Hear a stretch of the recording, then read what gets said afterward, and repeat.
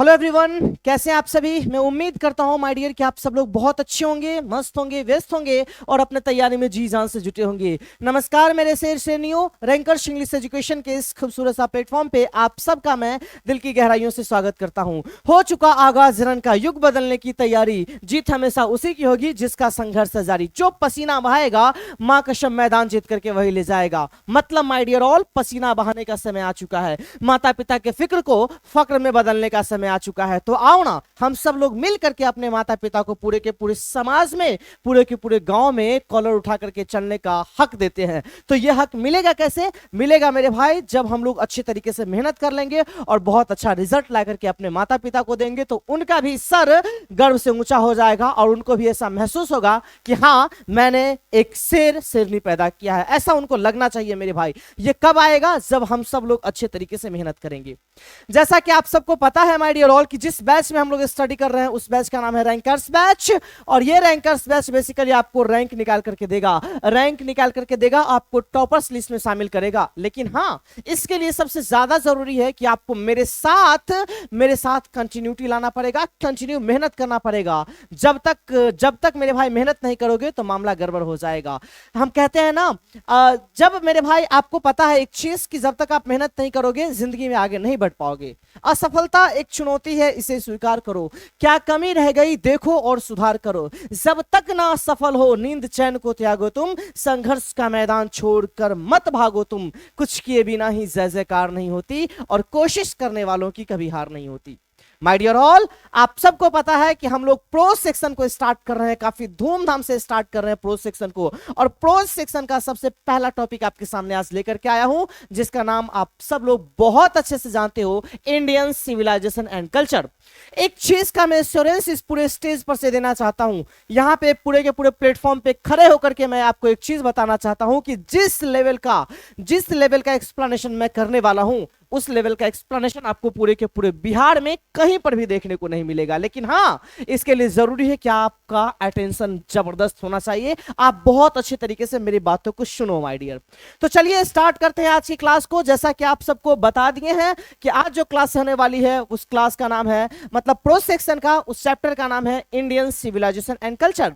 जिसको लिखने का काम किए थे उस इंसान का नाम है महात्मा गांधी। और ये है महात्मा गांधी और हम सब है रैंकर्स। याद रखना, रैंकर्स है, रैंकर्स बनाएंगे।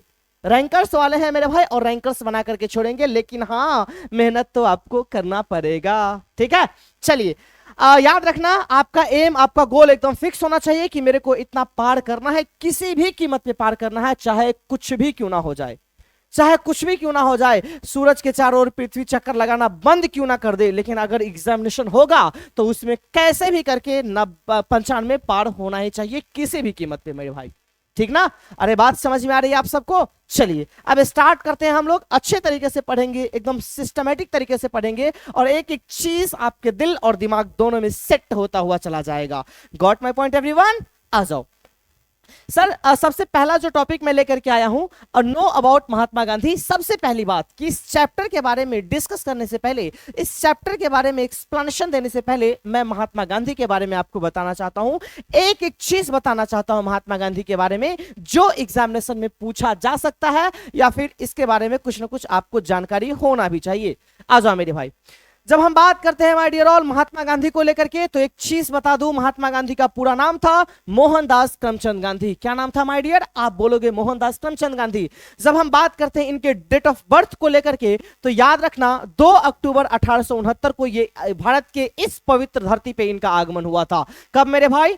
2 अक्टूबर 1869 को ये पैदा हुए थे और 30 जनवरी 1948 को इस दुनिया से ये चले गए थे। एक बार फिर से आप अपने दिल और दिमाग में जाने देना, मैंने आपको बोला मेरे भाई, जब हम बात करते हैं महात्मा गांधी को लेकर के, तो महात्मा गांधी का जन्म हुआ था 2 अक्टूबर 1869 को। और ये आप क्या, ये तो कोरिया का बच्चा भी ये बात जानता होगा महात्मा गांधी के बारे में, बोलो हाँ। जब हम बात करते हैं मेरे भाई इनके डेट ऑफ डेथ को लेकर के, तो 30 जनवरी 1948 को ये इस दुनिया को छोड़ करके चले गए थे। इनको नाथूराम गॉड्स ने सीधा गर्दा उड़ा दिया था, आई मीन गोली का छर्रा लगा दिया था। बात समझ में आया मेरे भाई? अगला सुनो, he is known as the father of nation. और बापू, एक चीज मैं आपको बताना चाहता हूं महात्मा गांधी जी के बारे में, जरा गौर फरमाना और अच्छे तरीके से सुनने की कोशिश करना मेरे प्यारे साथियों, कोशिश करना। कोशिश करने में क्या बुराई है। देखो, he is known as the father of nation, इनको बेसिकली फादर ऑफ नेशन कहा जाता है। फादर ऑफ नेशन कहने का मतलब हुआ मेरे प्यारे साथियों, राष्ट्रपिता के नाम से जानते हैं या फिर इनको हम लोग बापू के नाम से जानते हैं। किनको? महात्मा गांधी को। एक बार फिर से सुनना, महात्मा गांधी को या तो हम लोग राष्ट्रपिता के नाम से जानते हैं या फिर माय डियर ऑल हम सब लोग इनको बापू के नाम से जानते हैं। Name of his father is Karamchand Gandhi. जब हम लोग बात करते हैं उनके पिताजी का क्या नाम था, अरे भैया मेरे किनके पिताजी का? आप बोलोगे सर पढ़ा रहे हैं महात्मा गांधी, तो बातों तो करेंगे महात्मा गांधी को लेकर के। मैं ये कह रहा हूं आपको कि महात्मा गांधी जी के बाबूजी का क्या नाम था, महात्मा गांधी जी के पिताजी का क्या नाम था, तो आपका जवाब होगा करमचंद गांधी। क्या जवाब होगा मेरे भाई? करमचंद गांधी। जब बात आती है उनके मदर के नेम को लेकर के, तो उनके मां का नाम था पुतली बाई। क्या नाम था? पुतली बाई। अब देखो मेरे भैया, आप पिताजी का नाम ले लिए हो, माताजी का नाम ले लिए हो, लेकिन अगर वाइफ का नाम नहीं लोगे तो फिर उनकी वाइफ गुस्सा जाएगी कि अबे तू कैसा पढ़ा रहा है, मेरा नाम क्यों नहीं लिया। इसका मतलब ये मेरा पूरा हक बनता है कि उनके बारे में भी बात किया जाए, आई मीन उनके वाइफ के बारे में भी बात किया जाए।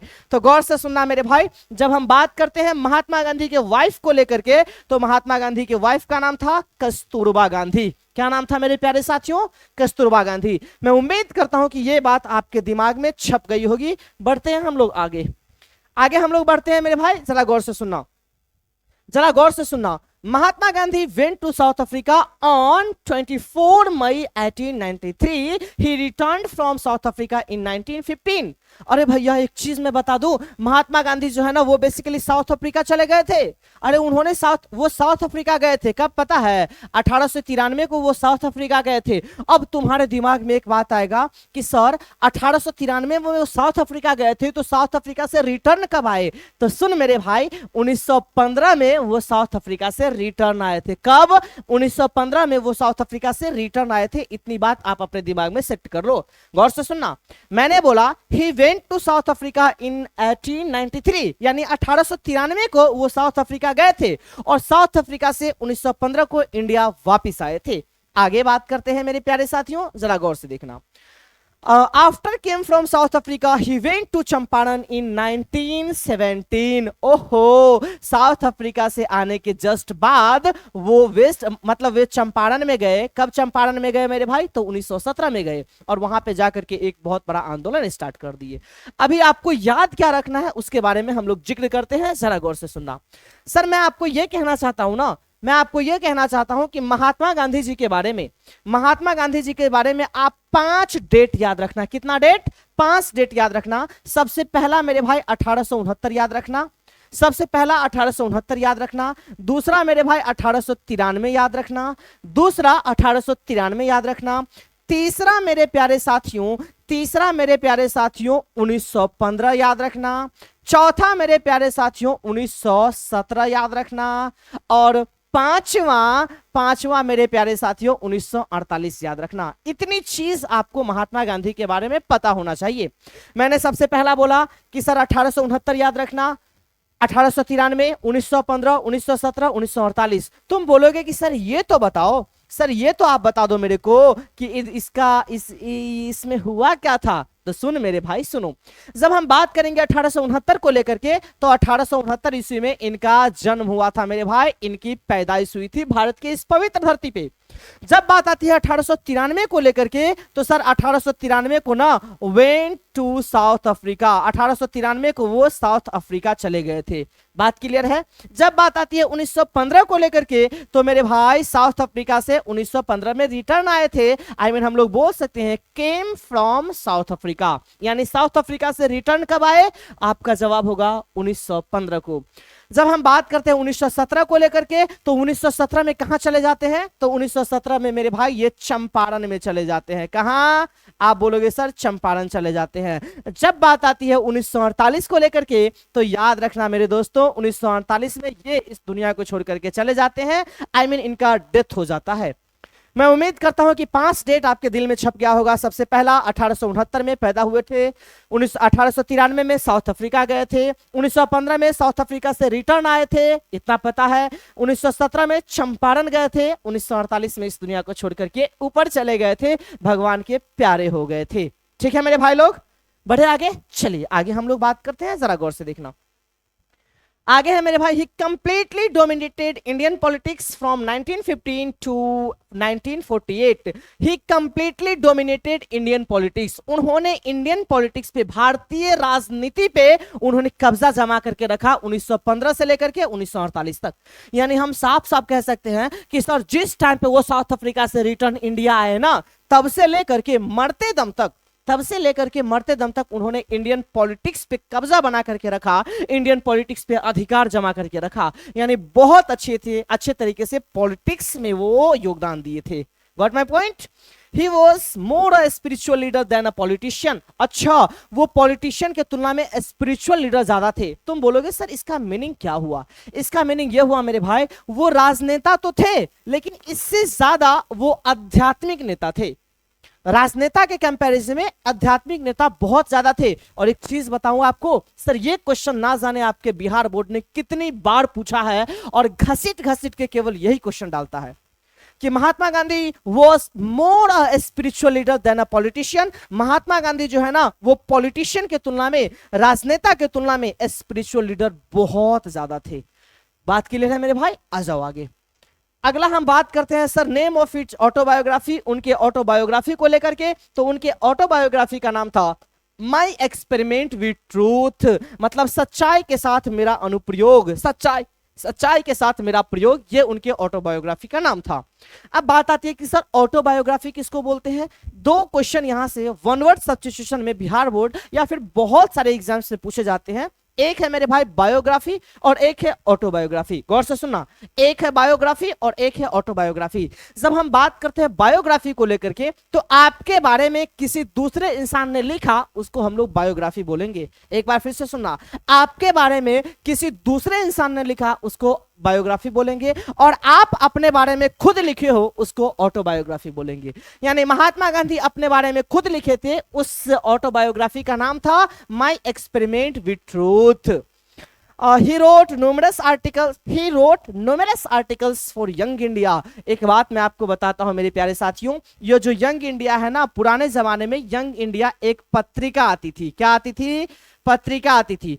और यंग इंडिया एक पत्रिका आती थी, और महात्मा गांधी जी जो है ना, वो बेसिकली बहुत सारे आर्टिकल्स लिखने का काम करते थे, बहुत सारे लेख लिखा करते थे। तो उन्होंने इस यंग इंडिया के लिए बहुत सारे पत्रिका लिखे थे, बहुत सारे आर्टिकल्स लिखे थे। सॉरी, यंग इंडिया के लिए इन्होंने बहुत सारे आर्टिकल्स लिखे थे। यह भी बात आपके दिल और दिमाग में सेट हो जाना चाहिए। आगे सुनो मेरे भाई, आगे देखो।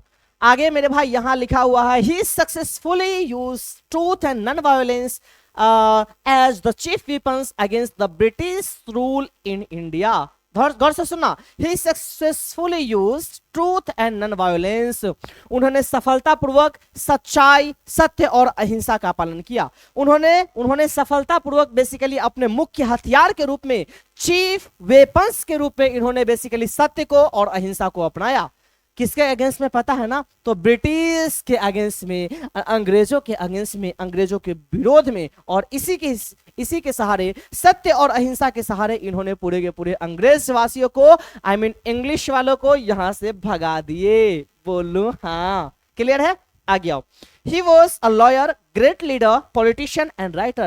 जब बात आती है महात्मा गांधी को लेकर के माय डियर, तो मैं आपको बता दूं, महात्मा गांधी साहब एक लॉयर भी थे। लॉयर कहने का मतलब समझ में आया? अरे भैया बहुत अच्छे वकील भी थे, ग्रेट लीडर, एक महान नेता भी थे, पॉलिटिशियन, अरे भैया वो राजनेता भी थे, और इसके साथ साथ एक बहुत बड़े राइटर भी हुआ करते थे, क्योंकि ये बहुत चीज लिखे थे। मैंने अभी आपको बताया कि सर ये जो है ना, आर्टिकल्स लिखने का काम करते थे, और आर्टिकल में भी बहुत सारे आर्टिकल्स, न्यूमरस का मतलब अनेक, न्यूमरस आर्टिकल्स किसके लिए लिखे थे? तो यंग इंडिया के लिए लिखे थे। अब तुम बोलोगे यंग इंडिया क्या है? अरे माय डियर, यंग इंडिया एक पत्रिका का नाम है। बात समझ में आई कि नहीं आई? अरे जल्दी से बता दे माय डियर ऑल।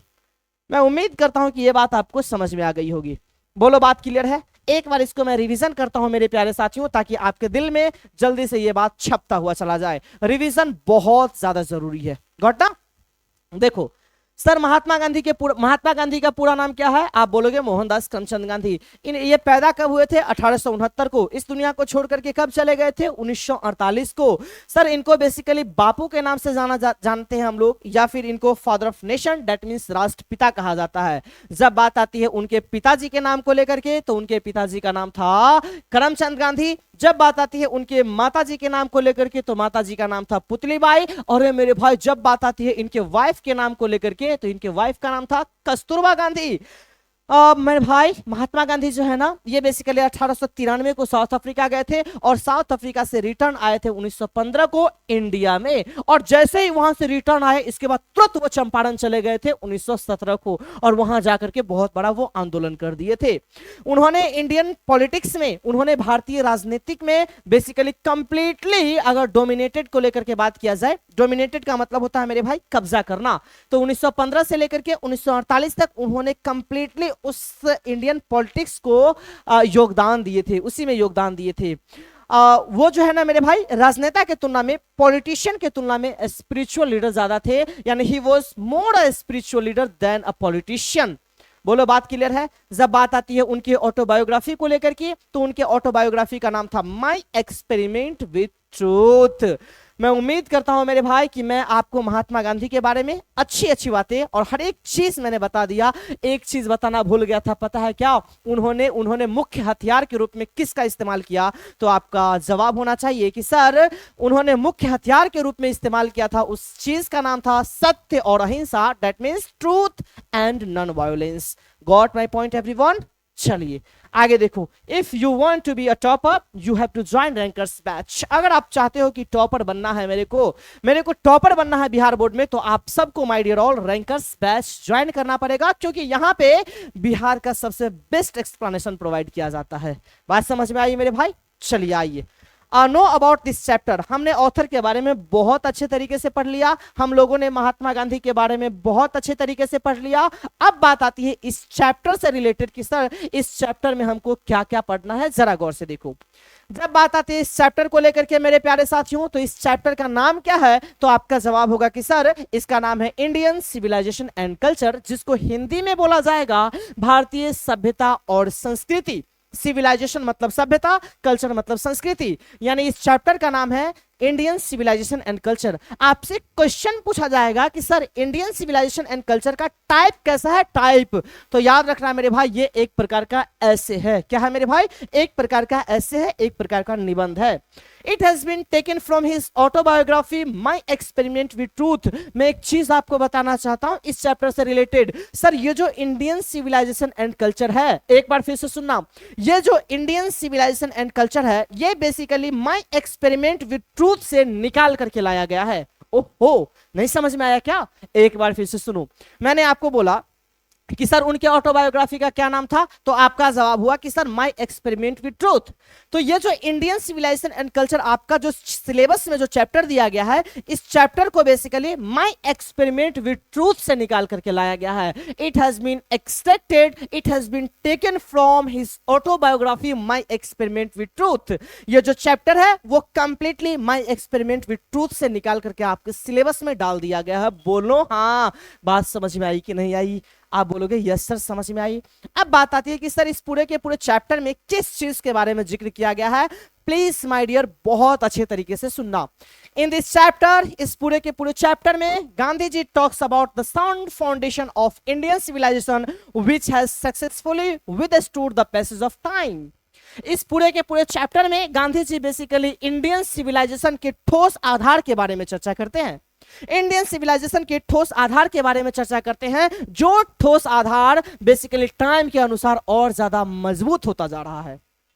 इस पूरे के पूरे चैप्टर में Gandhi ji basically Indian civilisation के, भारतीय सभ्यता के ठोस आधार के बारे में चर्चा करते हैं, और वो कहते हैं कि ये जो ठोस आधार है वो दिन प्रतिदिन टाइम के अनुसार बेसिकली ये बढ़ता जा रहा है और ज्यादा मजबूत होता जा रहा है। He also talks about the difference between Indian civilization and Western civilization. वो इस बात को लेकर भी डिस्कस करते हैं. वो बेसिकली इस पूरे के पूरे सिलेबस में, आई मीन इस पूरे के पूरे चैप्टर में वो बताना चाहते हैं किसके बारे में. तो sir, Indian civilisation and western civilization में क्या अंतर है, दोनों में क्या डिफरेंस है, इसको बताने की कोशिश करते हैं. ठीक है, आगे आइए. अगला बात बोला गया है मेरे भाई, अकॉर्डिंग टू हिम, यानी उनके अनुसार. किनके अनुसार मेरे भाई? तो महात्मा गांधी के अनुसार Indian civilization is related to moral being. अच्छा, महात्मा गांधी के अनुसार जो भारतीय सभ्यता है ना, वो बेसिकली मोरल बीइंग को बढ़ावा देता है. किसको? Moral being. मोरल बीइंग का मतलब होता है माय डियर ऑल, नैतिकता को बढ़ावा देता है. किसको बढ़ावा देता है? नैतिकता को बढ़ावा देता है. The western civilization is related to materiality. और उनके अनुसार ना जो पश्चिमी सभ्यता है, वो बेसिकली भौतिकवाद को बढ़ावा देता है. किसको मेरे भाई? भौतिकवाद. मटेरियलिटी का मतलब होता है भौतिकवाद, भौतिकता को बढ़ावा देता है. भौतिकता समझ में आया? अरे भैया, रुपये पैसों की बात करता है, धन दौलत की बात करता है. लेकिन जो इंडियन सिविलाइजेशन है, वो बेसिकली भगवान पे विश्वास करता है, वो बेसिकली नैतिकता को फॉलो करता है. लेकिन वेस्टर्न सिविलाइजेशन नैतिकता को फॉलो नहीं करता, भगवान पे विश्वास नहीं करता, वो भौतिकता पे फॉलो करता है और नास्तिक होता है, आप कह सकते हो. ठीक है मेरे भाई, देखो मैं उम्मीद करता हूं मेरे भाई कि ये चीज आपको समझ में आ गया होगा. अब हम लोग चैप्टर को स्टार्ट करते हैं पढ़ना. जल्दी से बताना एक बार आप सबको बातें समझ में आ रही है या नहीं. प्लीज माय डियर, आप लोग जब तक अच्छे तरीके से पढ़ाई नहीं करोगे तब तक मामला ठीक नहीं होने वाला है. इसलिए माय डियर ऑल, बहुत अच्छे तरीके से मेहनत करते रहो, रेगुलर बेसिस पे क्लास करते रहो. हाँ, मेरी क्लास हो सकती है कि स्पीड हो, लेकिन आपको मेहनत करना पड़ेगा, आपको जी जान लगाना पड़ेगा, मेरे एक एक वर्ड को आपको समझना पड़ेगा. जो मैं समझाना चाहता हूं ना, इसको दिमाग में डालना पड़ेगा. ऐसे काम नहीं चलने वाला है. बात समझ में आई? आ जाइए आगे. अब इस पूरे के पूरे चैप्टर को मैं पढ़ना स्टार्ट करता हूं, वर्ड बाय वर्ड पढ़ना स्टार्ट करता हूं मेरे भाई. बहुत अच्छे तरीके से सुनना. लेकिन एक चीज मैं आपसे बताना चाहता हूं, इस पूरे के पूरे चैप्टर में जितने भी पैराग्राफ देखने को मिलेगा, सारा का सारा पैराग्राफ बेसिकली मैं अपने तरीके से डिजाइन किया हूं, ताकि मेरे भाई एग्जामिनेशन में जब आप जाओगे ना, तो वहां पे साफ साफ लिखा रहता है, परीक्षार्थी यथासंभव अपने ही शब्दों में उत्तर दे. इसलिए मेरे भाई मैं अपने शब्दों में उत्तर देना काफी अच्छा समझता हूं. बात समझ में आई कि नहीं? अब जरा सुनो. लिखा हुआ है, I believe that the civilization India has evolved is not to be beaten in the world. मुझे इस बात को लेकर के विश्वास है. आई बिलीव दैट, मुझे इस बात को लेकर के विश्वास है कि the civilization India has evolved is not to be beaten in the world. मुझे इस बात को लेकर के विश्वास है कि जो इंडिया ने जो सिविलाइजेशन विकसित किया है, जो इंडिया ने सिविलाइजेशन को बढ़ाया है, वो सिविलाइजेशन इस दुनिया में किसी के द्वारा मात खाने वाली नहीं है, किसी के द्वारा पीटे जाने वाली नहीं है. मतलब ये कहना चाह रहा है कि सर, जो इंडियन सिविलाइजेशन है ना, वो अपने आप में बेस्ट है, वो किसी से मात खाने की जरूरत उसको नहीं है, और वो किसी से मात खाने वाली भी नहीं है. Nothing can equal the seeds sown by our ancestors. जो हमारे पूर्वज के द्वारा जो बीज बोया गया है, हमारे पूर्वजों के द्वारा जो सिविलाइजेशन को लेकर के, जो सभ्यता को लेकर के बीज बोया गया है, उसकी कोई बराबरी नहीं कर सकता. नथिंग कैन इक्वल, कोई बराबरी नहीं कर सकता, the seeds sown by our ancestors, जो बीज हमारे पूर्वजों के द्वारा बोया गया है. बीज का मतलब समझ में आया? यहाँ पे बीज का मतलब हुआ सिविलाइजेशन को लेकर के जो बीज बोया गया है कि हमारी सभ्यता सबसे अच्छी सभ्यता है, और हमारी सभ्यता इस चीज को फॉलो करती है तो करती है, इसको कोई झुटला नहीं सकता, कोई इनकार नहीं कर सकता, कोई इसको नीचे नहीं दिखा सकता. राइटर ये कहना चाहते हैं. बात क्लियर है? आगे देखो, आगे है मेरे भाई, वो कहते हैं कि देखो मेरे भाई, बहुत सारी सभ्यताएं आई है इस दुनिया में. इस दुनिया में बहुत सारी सभ्यताएं आई है, लेकिन सारी की सारी सभ्यता धीरे धीरे गायब होती चली गई है. लेकिन खूबसूरती की बात यह है कि इंडिया अभी भी बना हुआ है. किसी भी तरीके से इंडिया अपना दबदबा बना करके रखा है. देखो क्या कहते हैं रोम वेंट. अरे भैया, रोम चला गया. Greece shared the same fate. अरे भैया, रोम चला गया और ग्रीस के साथ भी कुछ ऐसा ही हुआ. The right of the ferrous was broken. और जो फेरोस का जो अधिकार था, फेरोस का जो कब्जा था, फेरोस का जो शक्ति था, वो भी कंप्लीटली ब्रोकन हो चुका है, कंप्लीटली टूट चुका है, कंप्लीटली डिस्ट्रॉय हो चुका है. मेरी भाई, तुम्हारे दिमाग में एक बात आएगा कि सर यहाँ पे एक वर्ड आया है फेरोस. इस फेरोस का मतलब क्या होता है? सुनो मेरे भाई, ये जो आपके सामने लिखा हुआ है फेरोस, इस फेरोज का मतलब होता है मेरे प्यारे साथियों, ये जो फेरोज है ना वो इजिप्ट का शासक हुआ करता था। कहां का? Rulers of Egypt. और एक चीज मैं आपसे बताना चाहता हूं, जरा गौर से देखो, इस पूरे के पूरे ये जो है ना, ये जो बात है मेरे भाई, वो ना जाने आपके बिहार बोर्ड में कितनी बार पूछा गया है कि sir Feroz is the blank. तो याद रखना मेरे भाई, Feroz is the rulers of Egypt. Feroz जो है ना मेरे भाई वो इजिप्ट का शासक था। बात समझ में आया? तो कवि ये राइटर कहते हैं कि देखो मेरे भाई, और रोम का जो सभ्यता वो भी, रोम की जो सभ्यताएं थी वो भी धीरे धीरे गायब होती चली गई। और मैं आपको बताना चाहता हूं कि जो फेरोज के पास जो शक्ति था वो भी बेसिकली अब जा ही चुका है, टूट चुका है, गायब हो चुका है, एकदम ब्रेक कर गया है। जापान हैज बिकम वेस्टर्नाइज, और जापान का तो पश्चिमीकरण हो गया है। इसका मतलब यह हुआ कि जापान भी धीरे धीरे पश्चिमीकरण, पश्चिमी सभ्यता को फॉलो करना स्टार्ट कर दिया है। Of China nothing can be said, but India is still somehow or other sound at the foundation। वो कहते हैं कि जापान का भी पश्चिमीकरण हो गया है, जापान भी अब पश्चिमी सभ्यता को अपनाना स्टार्ट कर दिया है, और चाइना के बारे में कुछ कहा नहीं जा सकता। लेकिन एक चीज बताना चाहता हूं इन सब के बीच में, बट इंडिया इज स्टिल, लेकिन इंडिया जो है ना अभी भी बना हुआ है, somehow और other sound at the foundation. India अभी भी किसी ना किसी तरीके से अपना कब्जा बरकरार रखा है, किसी ना किसी तरीके से अपने ठोस आधार को बरकरार करके रखा है। लेकिन बहुत सारी सभ्यता आई और बहुत सारी सभ्यताएं चली गई, लेकिन इंडिया अभी भी हिला नहीं है, वो इमूवेबल है। बोलो बात समझ में आई यहां तक? चलिए आगे देखिए। आगे वो कहते हैं, my dear, the people of Europe learn their lesson from the writings of the man of Greece और रोम। जब बात आती है यूरोप के लोगों को लेकर के, तो राइटर ये कहते हैं कि the people of Europe learn their lesson, Europe के जो लोग हैं वो बहुत सारी चीजें सीखी हैं, बहुत सारी चीजें सीखी है। किससे सीखी है मेरे भाई? तो ग्रीस के द्वारा, ग्रीस और रोम के इंसान के द्वारा जो लिखा गया राइटिंग था, लिखा गया लेखन था, उससे बहुत सारी चीजें सीखने को मिली है। किसको? तो मेरे भाई यूरोप को। आपसे क्वेश्चन पूछा जाएगा कि सर जो यूरोप के लोग हैं ना वो कहां के इंसान के राइटिंग से बहुत चीज सीखे हैं, तो आपका जवाब होगा ग्रीस और रोम। मैंने आपको अभी बोला, क्या बोला? गौर से सुनो, the people of Europe learn their lesson, यानी यूरोप के जो लोग हैं वो अपनी बहुत सारी चीजें सीखे हैं। किससे सीखे हैं? तो ग्रीस के और रोम के इंसानों के द्वारा जो लिखा गया लेखन था, उस चीज को पढ़ करके ये बहुत सारी चीज सीखे हैं। लेकिन हाँ, इन्होंने सीखने में एक चीज बोली थी, इन्होंने सीखने में एक चीज बोला कि भैया यूरोप के लोग क्या बोले थे पता है? जो रोम जो गलती किया है, ग्रीस जो गलती किया है, वो गलती हम दोबारा नहीं करेंगे। हाँ, अलग सी बात है कि उनके द्वारा, उनसे हम बहुत सारी चीजें सीखते हैं, लेकिन उस गलती को हम नहीं दोहराएंगे। अगर उस गलती को दोहराएंगे तो जैसा कंडीशन रोम का हो चुका है, जैसा कंडीशन ग्रीस का हो चुका है, दयनीय कंडीशन, वैसा कंडीशन मेरा भी हो जाएगा। इसलिए मैं उसको अपनाऊंगा नहीं। हाँ, सीखूंगा जरूर, लेकिन जिस गलती को वो दोहरा रहे थे उस गलती को मैं नहीं दोहराऊंगा, कभी नहीं दोहराऊंगा। तब जाकर के मेरा सिविलाइजेशन बना रहेगा, ऐसा यूरोपियन बोलते हैं। आगे देख मेरे भाई, in the midst of all this, इन सबों के बीच में इंडिया रिमेन्स इमूवेबल, जो इंडिया है अभी भी स्थिर है, and that is her glory. एक चीज मैं बताना चाहता हूं आपको, इन सारे के बीच में अगर देखा जाए, यूरोप के बारे में चर्चा किया जाए, रोम के बारे में चर्चा किया जाए, ग्रीस के बारे में चर्चा किया जाए, इन सब के बीच में अगर देखा जाए मेरे भाई, तो इंडिया जो है ना अभी भी इमूवेबल है।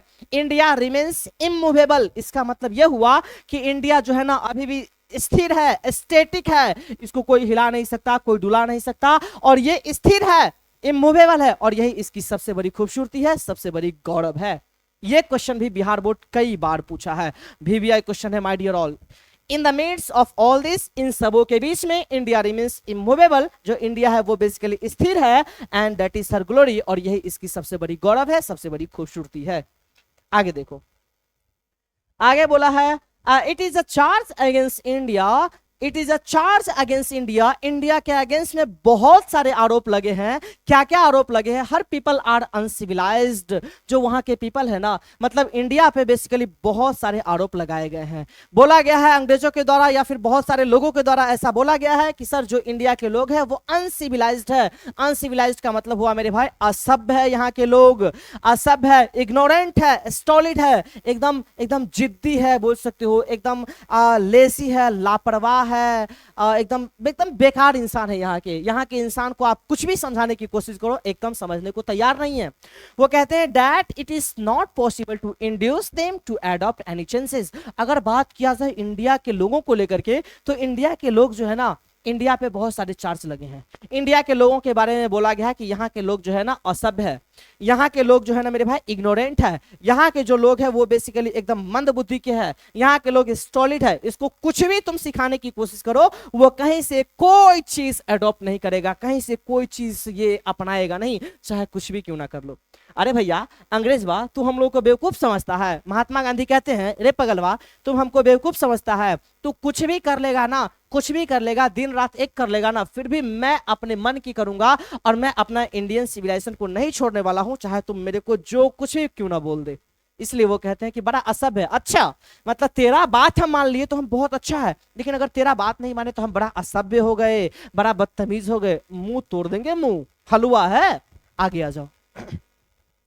आगे महात्मा गांधी कहते हैं और बहुत अच्छे तरीके से वो सिविलाइजेशन को डिफाइन करते हैं, और वो क्या कहते हैं माय डियर इसको समझना। वो कहते हैं civilization is that mode of conduct which points out to man the path of duty. वो कहते हैं कि सर जो सिविलाइजेशन है, जो सभ्यता है, एक ऐसा मोड ऑफ कंडक्ट है, एक ऐसा मोड ऑफ कंडक्ट है जो एक इंसान को उसके कर्तव्य के रास्ते की ओर इशारा करता है। एक चीज और समझना, civilization is that mode of conduct, civilization एक ऐसा मोड ऑफ कंडक्ट है विच पॉइंट्स आउट, जो इशारा करता है to man the path of duty, यानी कर्तव्य के, किसी भी इंसान के कर्तव्य के रास्ते की ओर इशारा करता है कि इंसान को अपना कर्तव्य कभी नहीं भूलना चाहिए। उस जो ड्यूटी इंसान को दिया जाता है उसी ड्यूटी को पूरा करना चाहिए और ईमानदारी से पूरा करना चाहिए। यही बेसिकली हम लोगों को सिविलाइजेशन सिखाता है। जैसे मेरा ड्यूटी है माय डियर कि मैं आपको अच्छे से पढ़ाऊं, तो हाँ मेरा ये कर्तव्य बनता है कि मैं आपको रियल में अच्छे से पढ़ाऊं, अच्छे से समझाऊं, अच्छे से सिखाऊं। ये मेरा मोरल ड्यूटी है, ये मेरा कहीं ना कहीं ड्यूटी है। और ये चीज कौन सिखाता है? तो ये चीज सिविलाइजेशन सिखाती है, दैट मींस सभ्यता सिखाती है। बात क्लियर है?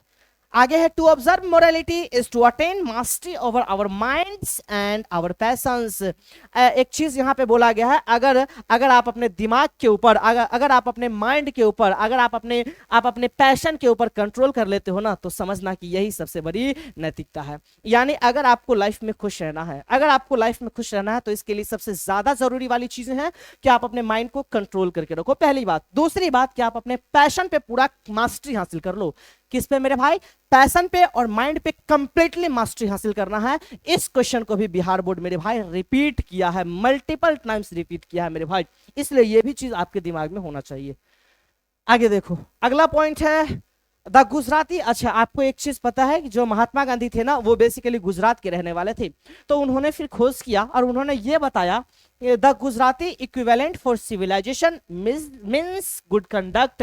अगर बात किया जाए कि सर सिविलाइजेशन का मतलब गुजराती में क्या होता है, तो महात्मा गांधी ने इस चीज को डिफाइन किया है कि सिविलाइजेशन का मतलब गुजराती में होता है गुड कंडक्ट, और गुड कंडक्ट का मतलब होता है मेरे प्यारे साथियों अच्छा आचरण। क्या मतलब होता है? आप बोलोगे सर अच्छा आचरण।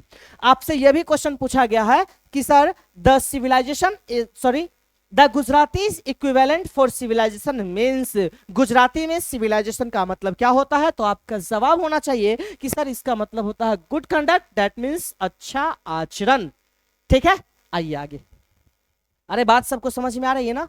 आगे देखो, महात्मा गांधी एक चीज कहते हैं और वो कहते हैं कि सर वी नोटिस दैट, हम लोग इस बात को लेकर के नोटिस करते हैं कि mind is a restless bird, the more it gets the more it wants and still remains unsatisfied. Mahatma Gandhi कहते हैं कि हम सब लोग इस बात को लेकर के नोटिस करते हैं, इस बात को लेकर के नोटिस करते हैं कि ये जो माइंड है ना, वो एक बेचैन परिंदे की तरह है, बेचैन चिड़िया की तरह है। जितना ज्यादा इसको मिलता है उतना ज्यादा चाहता है, लेकिन दुर्भाग्य ये है मेरे भाई कि फिर भी ये असंतुष्ट रहता है, फिर भी ये खुश नहीं रहता, संतुष्ट नहीं रहता। महात्मा गांधी के कहने का मतलब यह है कि अगर किसी भी इंसान को एंड्रॉयड फोन मिल जाता है तो वो चाहता है मैं थोड़ा सा इससे महंगा वाला फोन लूं। अगर वो भी फोन इसको मिल जाता है तो वो चाहता है कि मैं आईफोन लूं।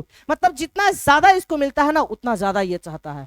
अगर आज आपके पास प्लाटीना है ना तो आप सोचोगे कि पल्सर लेंगे, पल्सर जब ले लोगे मेरे भाई तो आपके दिमाग में आएगा एफजेडएस लेते हैं, वो ले लोगे तो आपके दिमाग में आएगा बुलेट ले लेते हैं, वो आ जाएगा मेरे भाई तो आपके दिमाग में आएगा कि थार ले लेते हैं। यानी आपका जो चाहत है ना मेरे भाई वो धीरे धीरे धीरे धीरे बढ़ता जाता है, लेकिन दुर्भाग्य है मेरे भाई कि फिर भी ये असंतुष्ट ही रहता है। आपसे क्वेश्चन पूछा जाएगा, who said that mind is a restless bird, the more it gets the more it wants and still remains unsatisfied. किसने कहा था जो दिमाग होता है, जो माइंड होता है, जो मन होता है वो बेचैन परिंदे की तरह होता है, जितना ज्यादा इसको मिलता है उतना ज्यादा ये चाहता है लेकिन फिर भी असंतुष्ट रहता है। तो आपका जवाब होगा कि सर ये बात महात्मा गांधी ने बोली थी।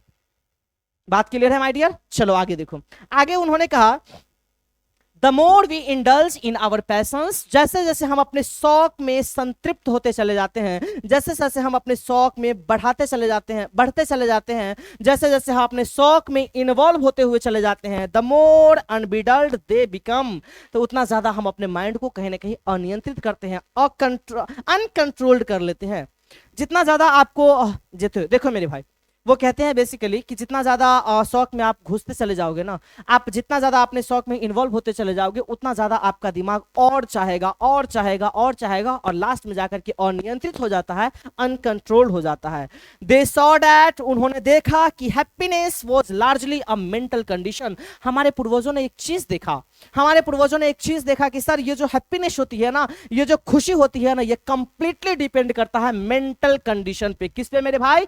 मेंटल कंडीशन पे। उन्होंने क्या देखा? उन्होंने साफ साफ देखा कि सर हैप्पीनेस वाज, जो खुशी है वो कंप्लीटली मेंटल कंडीशन पे डिपेंड करता है। अगर आप दिमाग से खुश हो, दिमाग से खुश हो, मानसिक संतुलन अगर बना हुआ है, दिमाग अगर बहुत अच्छे तरीके से सेटिस्फाइड है, तो समझना मेरे भाई आपका पूरा का पूरा बॉडी खुश है, पूरा का पूरा दिन आपका अच्छा रहेगा। लेकिन अगर माइंड अनकंट्रोल रहेगा, माइंड अगर कब्जे में नहीं रहेगा, इस माइंड पे, इस पैशन पे अगर आप कब्जा करके नहीं रखोगे, उस पर मस्ती हासिल नहीं करोगे, तो मेरे भाई एक समय ऐसा आएगा जब अपने आप को कहीं ना कहीं खोते हुए चले जाओगे। इसलिए महात्मा गांधी ने साफ साफ कहा कि सर जो हैप्पीनेस होता है, जो हैप्पीनेस होता है वो कंप्लीटली मेंटल कंडीशन पे डिपेंड करता है, मानसिक स्थिति पे डिपेंड करता है। क्लियर है मेरे भाई? नेक्स्ट आपके सामने है, अच्छा उन्होंने एक चीज बोला, a man is not necessarily happy, a man is not necessarily happy because he is rich और unhappy because he is poor. ये कोई जरूरी नहीं है कि जो इंसान खुश है वो काफी ज्यादा, जो इंसान धनी है वो काफी ज्यादा खुश होगा और जो इंसान गरीब है वो काफी ज्यादा दुखी होगा। ऐसा कोई जरूरी नहीं है, ये कोई आवश्यक नहीं है, ये कोई नेसेसरी नहीं है। ऐसा मैं नहीं, महात्मा गांधी कहते हैं और ये फैक्ट बात है, ये फैक्ट बात है मेरे भाई। वो कहते हैं कि अ man is not necessarily happy because he is rich. ये कोई जरूरी नहीं है कि कोई इंसान धनी है इसका मतलब वो खुश होगा, और unhappy because he is poor, और दुखी है इसका मतलब वो इंसान गरीब है। ऐसा बिल्कुल भी नहीं है। The rich are often seen to be unhappy. The rich are often seen to be unhappy. The poor to be happy. एक चीज मैं आपको बताना चाहता हूं, एक चीज मैं आपको बताना चाहता हूं मेरे भाई कि गरीब लोगों को, सॉरी अमीर लोगों को अक्सर,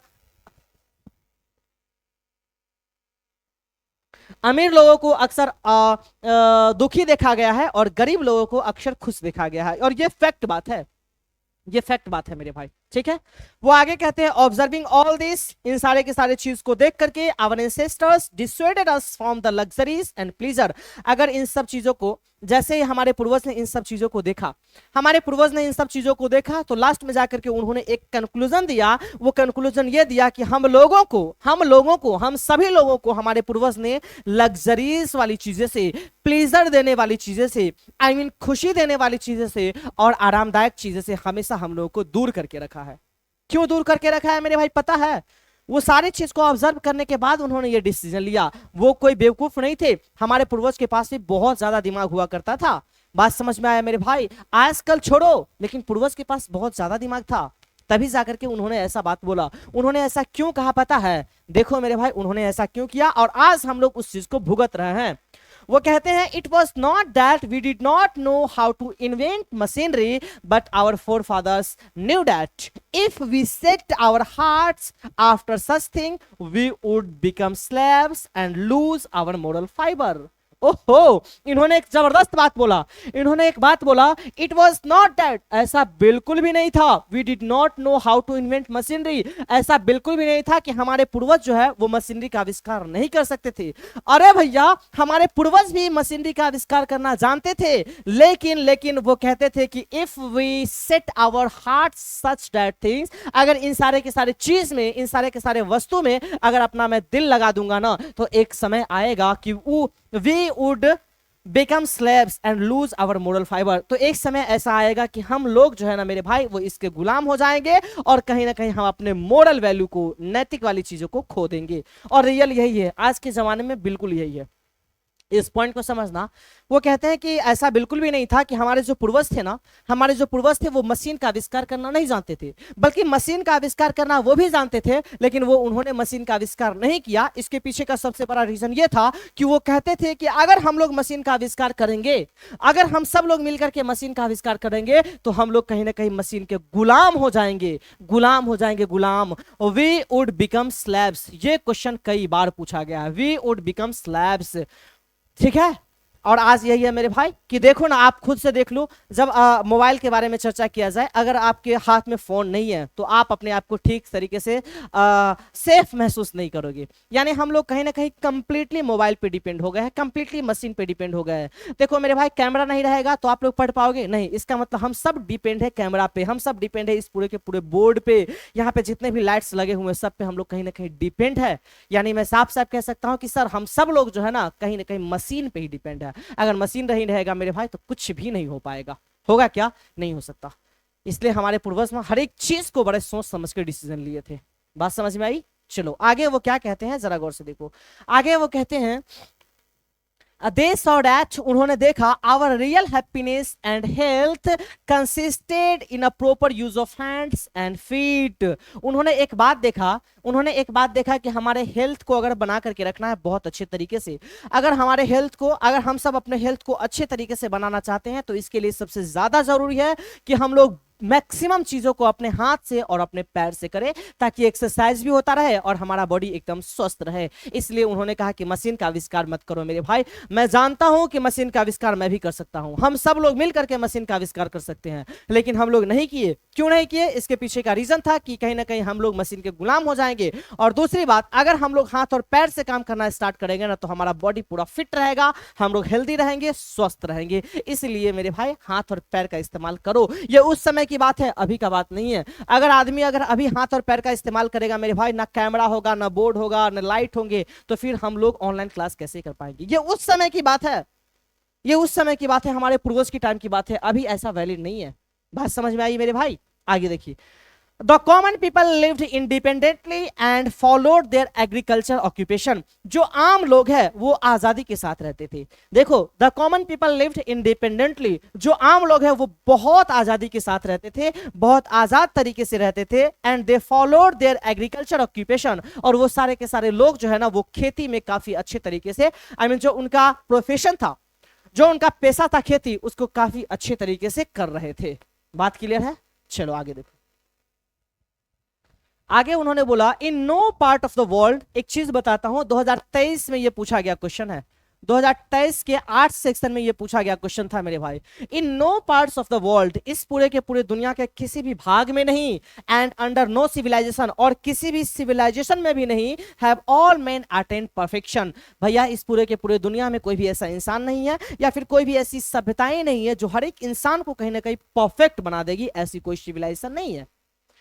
The tendency of Indian civilization is to elevate the moral being। अगर मैं बात करता हूं भारतीय सभ्यता के सोच को लेकर के, तो जो भारतीय सिविलाइजेशन का जो सोच है, जो इंडियन सिविलाइजेशन का सोच है मेरे भाई, वो सोच है कि मोरल बीइंग को बढ़ावा देना, नैतिकता को बढ़ावा देना। That of the Western civilization is to propagate immorality। और जहां तक अगर बात किया जाता है मेरे भाई पश्चिमी सभ्यता को लेकर के, जहां तक बात की जाती है वेस्टर्न सिविलाइजेशन को लेकर के, तो वेस्टर्न सिविलाइजेशन जो है ना वो कहीं ना कहीं इमोरलिटी को बढ़ावा देती है। किसको? इमोरलिटी को। इमोरलिटी मतलब अनैतिकता को बढ़ावा देती है। बात क्लियर है मेरे भाई? महात्मा गांधी आगे क्या कहते हैं पता है? वो कहते हैं देखो मेरे भाई, देखो मेरे भाई, I am no hater of the west, मैं पश्चिमी का विरोधी नहीं हूं, मैं पश्चिमी से नफरत नहीं करता हूं। आई एम थैंकफुल, मैं अपने आप को शुक्रगुजार मानता हूं टू द वेस्ट। वो कहते हैं कि मैं अपने आप को शुक्रगुजार मानता हूं for many things I have learn from the western literature. वो कहते हैं कि देखो, मैं जो है ना पश्चिमी का विरोधी नहीं हूं, मैं पश्चिमी से नफरत नहीं करता हूं, मैं पश्चिमी सिविलाइजेशन से, सभ्यता से नफरत नहीं करता हूं, क्योंकि मैं तो उनका शुक्रगुजार हूं कि मैं बहुत सारी चीजें, बेसिकली बहुत सारी चीजें वेस्टर्न लिटरेचर से सीखा है, पश्चिमी साहित्य से बहुत सारी चीजें मैंने सीखा है। वो आगे कहते हैं some of the immediate and brilliant results of modern invention are too maddening to resist. वो कहते हैं कि जो अभी अभी तुरंत में जो शानदार शानदार रिजल्ट हो रहे हैं, जो शानदार शानदार इमीडिएट मतलब तुरंत जिस मशीन का आविष्कार किया जा रहा है, ये जो है ना वो कहीं ना कहीं इंसान को पागल ज्यादा बना रहा है। और ये फैक्ट बात है मेरे भाई, पागल बनाने का मतलब ये हुआ कि सर उसमें हम लोग बहुत ज्यादा इन्वॉल्व होते जा रहे हैं, इसको रोकने की जरूरत है। लेकिन अगर उसको आप रोक दोगे मेरे भाई तो कैसे काम चलेगा। मशीन आजकल बहुत टॉप लेवल पे चला गया है। बात समझ में आई? After all, there is something in Hinduism that has kept it alive up till now. खैर कुछ तो है इस हिंदुत्व में, कुछ तो है इस हिंदुत्व में जो अभी भी सिविलाइजेशन को अब तक जिंदा रखा है। कहते हैं आफ्टर ऑल कुछ तो है, sorry after all that means खैर, there is something in Hinduism, कुछ तो है इस हिंदुत्व में that has kept it alive up till now, कि अभी तक इस पूरे के पूरे सिविलाइजेशन को जिंदा करके रखा है, इसको मरने नहीं दिया है, इसको टूटने नहीं दिया है, इसको झुकने नहीं दिया है। वो कुछ तो बात है मेरे भाई। आगे कहते हैं गो टू ग्रीस, ग्रीस में जाकर के देखो, गो टू ग्रीस, ग्रीस में जाकर के देखो, where is the world famous Attic civilization. अरे भैया आप ग्रीस में जाकर के देखो, तब पता चलेगा कि कहां गया वो पूरे के पूरे दुनिया का जो बहुत ज्यादा प्रसिद्ध सिविलाइजेशन था, बहुत ज्यादा प्रसिद्ध सभ्यता था, एटिक सिविलाइजेशन जो ग्रीस का था, वो कहां गया, कहां गया पता नहीं चला। देन कमिंग टू इंडिया, इसके बाद वहां जाओ, उसके बाद तुम इंडिया आकर के देखो, let one go through the most ancient records and they look around you and you would be consisted to say yes I see have ancient India still living. मेरे भाई इन्होंने साफ साफ बोला कि तुम ग्रीस में जाकर के देखो, बहुत ज्यादा जो फेमस था पूरे के पूरे दुनिया की जो सिविलाइजेशन थी उसका नाम था Attic civilization, world famous civilization थी, वो कहां चली गई, वो भी तो धीरे धीरे गायब हो गई। इसके बाद वहां पे जाकर के तुम इंडिया में आकर के देखो, जब तुम इंडिया में आकर के देखोगे मेरे भाई तो तुम बोलोगे yes I she have ancient India still living. जो इंडियन सिविलाइजेशन है, जो भारतीय सभ्यता है, वो अभी भी कायम है, अभी भी पुराने सभ्यताओं को फॉलो कर रहा है, अभी भी वही सभ्यताएं चल रही है। कहां? इंडिया में। लेकिन एक चीज मैं आपको बताना चाहता हूं, ये अभी की बात नहीं है, ये उस टाइम की बात है जिस टाइम महात्मा गांधी ये सारी की सारी चीजें लिखे थे, ये उस टाइम की बात है। अभी तो भारत में भी स्थिति एकदम बेकार हो गया है। आप बड़े बड़े शहरों में जाओगे मेरे भाई ना, आप बड़े बड़े जब शहर में जाओगे तो वहां पर देखोगे कि पहनावा एकदम, कल्चर तो एकदम चेंज हो गया है मेरे भाई। अपने बॉडी को ढकने के बजाय बॉडी को लोग उघाड़ करके चलता है, जिसकी कोई वजूद नहीं है, जिसकी कोई वैल्यू नहीं है। यानी हमारी जो कल्चर है ना वो भी धीरे धीरे डैमेज हो रही है। लेकिन ये बातें कब की है पता है? ये बातें तब की है जिस टाइम महात्मा गांधी ये इस बात को लिखे हुए थे। ठीक ना? आगे सुनो, आगे कहते हैं महात्मा गांधी एक चीज कहते हैं, European civilisation will ruin for India if we copy it. एक चीज मैं आपको बताना चाहता हूं कि जो यूरोपियन सिविलाइजेशन है, अगर यूरोपियन सिविलाइजेशन को, यूरोपियन सभ्यता को अगर भारत के लोग अपनाना स्टार्ट कर देंगे तो इस बात की मैं गारंटी देता हूं कि ये भारत को कहीं ना कहीं बर्बाद कर देगा। रूइन मतलब होता है मेरे भाई बर्बाद करना। और एक चीज बता दूं, ये आपके लिए काफी वीवीआई क्वेश्चन है। European civilisation will mean for India, European civilization will ruin for India if we copy it। अगर हम सब लोग मिलकर के इसको कॉपी करना स्टार्ट करते हैं तो कहीं ना कहीं ये इंडिया को बर्बाद करके रख देगा। बात क्लियर है मेरे भाई? बोलो बात क्लियर है? अरे बात क्लियर है कि नहीं? जल्दी से बता। आगे है plain living and high thinking is the motto of. आपसे दो क्वेश्चन यहां पे पूछा जाएगा, पता है? दो क्वेश्चन पूछा जाएगा। लेकिन इस पूरे के पूरे चीज को पढ़ने से पहले एक चीज मैं आपको बताना चाहता हूं। सर जो महात्मा गांधी थे ना, वो कहते थे कि हमारे पूर्वज बेसिकली विदेश में जाना, हमारे पूर्वज जो है ना वो बेसिकली परदेश जाना पसंद नहीं करते थे। वो चाहते थे कि हम लोग गांव में ही रहकर रहे, गांव में रहकर अच्छे तरीके से खाना पीना खाए और अच्छे तरीके से रहे। क्योंकि उनके दिमाग में एक बात चलता था कि अगर हम लोग विदेश में चले जाएंगे या फिर अगर हम लोग अपने गांव से बाहर चले जाएंगे, परदेश में चले जाएंगे, तो वहां पे बेसिकली गरीब लोगों के ऊपर अमीरों लोगों के द्वारा अत्याचार किया जाता है। जो बड़े बड़े शहरों में लुटेरे होते हैं, चोर उचक्के होते हैं, और वहां पे कहीं ना कहीं गरीबों को बहुत अच्छे तरीके से सताया जाता है, इसलिए उन्होंने ट्रू होम रूल को अपनाया। किस रूल को अपनाया? ट्रू होम रूल को अपनाया। आपसे क्वेश्चन पूछा जाएगा कि आवर इंसेस्टर्स इंजॉयड, हमारे इंसेस्टर्स ने किस चीज को इंजॉय किए, तो आपका जवाब होगा my dear true home rule. क्या जवाब होगा? True home rule. ये बात आप अपने दिमाग में डाल लेना कि उन्होंने बेसिकली ट्रू होम रूल को अपनाया।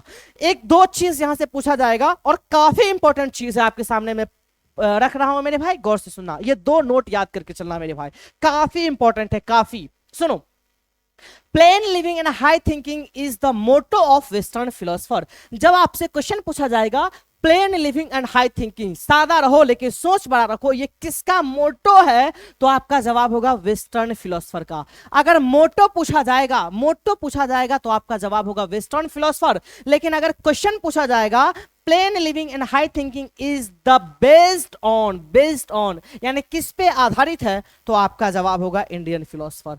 गौर से सुनना, अगर पूछा जाएगा कि sir plain living and high thinking is the motto of, तब आपका जवाब आएगा वेस्टर्न सिविलाइजेशन। लेकिन माय डियर, जब आपसे क्वेश्चन ये पूछा जाएगा plain living and high thinking is based on, तब आपका जवाब आएगा मेरे प्यारे साथियों इंडियन फिलोसफर। बोलो बात समझ में आई कि नहीं आई? मैं उम्मीद करता हूं माय डियर ऑल कि एक एक चीज आपको मैं समझाने में सक्षम हुआ हूं और बहुत अच्छे तरीके से आपको एक एक चीज समझ में आ गया होगा। बोलो बात क्लियर है मेरे भाई? बोलो बात क्लियर है? अच्छा, यहां से कुछ क्वेश्चन मैं पूछता हूं, जल्दी से आप जवाब देना, देखते हैं कि किसमें कितना ताकत है। प्लीज जल्दी से दो। अगर मैं आपसे क्वेश्चन पूछूं सर एटिक सिविलाइजेशन कहां से बिलोंग करता है? एटिक सिविलाइजेशन बिलोंग्स टू कहां से बिलोंग करता है, जल्दी से बताना। दूसरी बात अगर मैं पूछूं कि sir ferrous is the ruler of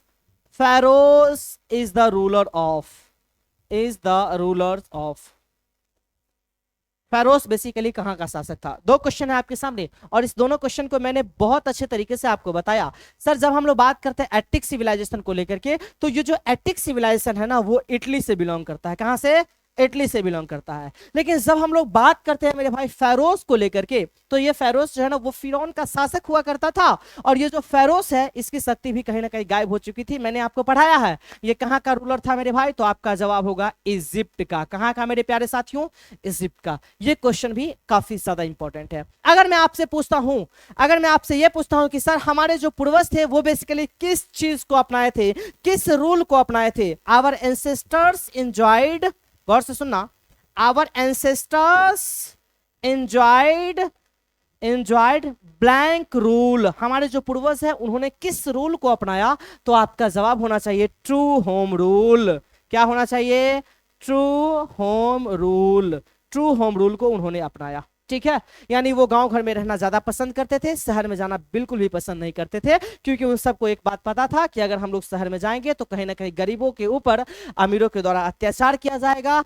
बड़े बड़े शहरों में चोर का बसेरा होता है, डाकुओं का बसेरा होता है, वहां पे रात में या फिर इधर उधर निकलना बहुत ज्यादा घातक होता है, इसलिए में हम लोग वहां जाना पसंद एकदम भी नहीं करेंगे। हम लोग गाँव में रहेंगे, खुश रहेंगे, अपने एग्रीकल्चर से जुड़े हुए रहेंगे, मशीन का आविष्कार करने की कोई जरूरत नहीं, हाथ और पैर का आविष्कार करेंगे, हाथ और पैर से काम करेंगे, ताकि हम लोग हेल्दी भी रहेंगे और हमारे बॉडी के लिए काफी ज्यादा अच्छा भी होगा। मैं उम्मीद करता हूं मेरे प्यारे साथियों कि आज की क्लास आपको बहुत अच्छी लगी होगी और एक एक चीज आपको समझ में आया होगा। अगर आपको समझ में आया है, एक एक चीज समझ में आया है मेरे प्यारे साथियों, तो बस आपसे एक रिक्वेस्ट है कि अपने अपने दोस्तों को जरूर बताना कि हाँ, रैंकर्स बैच स्टार्ट हो चुका है, रैंकर्स इंग्लिश एजुकेशन के एप्लीकेशन पे, वहां पे जाकर के रेगुलर बेसिस पे क्लास करना स्टार्ट कर दो। आप अगला टॉपर आप बनोगे मेरे भाई, इस बात की मैं एश्योरेंस देता हूं।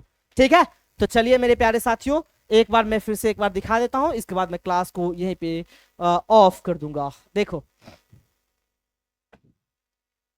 हर चीज मैं आपको समझा दिया हूं, एक भी ऐसा चीज नहीं बचा है मेरे भाई जो आपको मैं नहीं छोड़ा हूं। ठीक है, और आपको इस बात का मैं तसल्ली दिलाना चाहता हूं कि आपके एग्जामिनेशन में एक भी क्वेश्चन नहीं छूटेंगे, चाहे कुछ भी हो जाए मेरे भाई, क्वेश्चन किसी भी कीमत पे छूटने वाले नहीं है। बात समझ में आ रही है सबको? तो आज की सभा को यहीं पे समाप्त करते हैं, मिलेंगे फिर हम लोग अगली क्लास में। तब तक के लिए bye bye, take care, love you all and Jai Hind. लेकिन हाँ, अपने दोस्तों को जरूर बताना मेरे भाई कि रैंकर्स बैच ज्वाइन कर लो, जल्दी से रैंकर्स बैच ज्वाइन कर लो मेरे भाई। हर एक चीज यहाँ पे प्रोवाइड किया जा रहा है, हर एक चीज, और वो भी सिस्टमेटिक तरीके से। तो ज्वाइन करो और अपने अपने तैयारी को चार चांद लगाओ। Bye everyone and Jai Hind, love you.